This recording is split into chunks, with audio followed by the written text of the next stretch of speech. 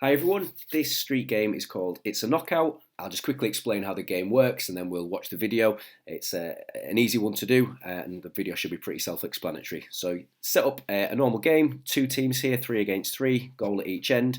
The other thing to add in is the gates at the side of the pitch. So we can see that there are 2 blue gates and 2 red gates. The aim of the game is to try and knock some of the opponents off the pitch. It's a knockout. So if a goal is scored by the red team, one of the blue players would be knocked out of the game and they would go and stand in between the cones at one side of the pitch. They're not permanently knocked out of the game. If the blue team are able to pass the ball to the player on their team who's been knocked out, they immediately re-enter the game. So as the game is played, there'll be lots of different scenarios where players will be knocked out and coming back in. So there'll be 3v1 situations, 3v2 situations, 2v1s, 1v1s. It never goes as far as a whole team being knocked out. So as you can see in this example here, there are 3 players on each team and there's only space for 2 players on a team to be knocked out.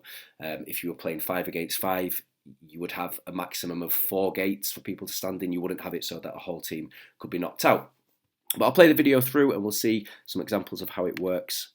So reds are attacking to begin with. Red number 10 makes a run through the middle, receives the ball, scores a goal. So one of the blue players is knocked out at this point and they go and stand in the gate there. Blue team restart the game. They're playing 2 against 3. They can just go and try and score a goal to knock a red player out, or they can try to play a pass to their number 10 who is knocked out at the moment. As the number 10 receives that pass, immediately they're into the game and we're back into a 3 against 3 scenario.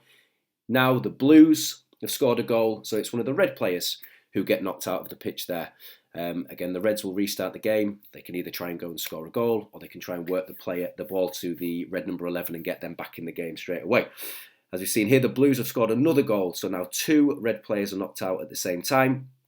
Red number 10 can choose to attack 1 against 3, or has played a pass there to number 11, so now they're back into a 2v3 situation, and they've gone and scored a goal, which will now mean that they're back into a 2v2 game. So that's one of the beauties of this game. It starts off 3v3, but there will be 3v2, 2v1, 1v1, 2v2, all of those different matchups throughout the game. The knockout element obviously makes it really exciting for the players involved. One thing to be wary of is when a player is knocked out, we wouldn't want them knocked out of the game for too long. So if the team that they're on are unable to play a pass to them to get them back into the game, then after a minute or so of them being knocked out, just let them re-enter the game anyway and start again from there. We wouldn't want them on the side of the pitch not playing for too long.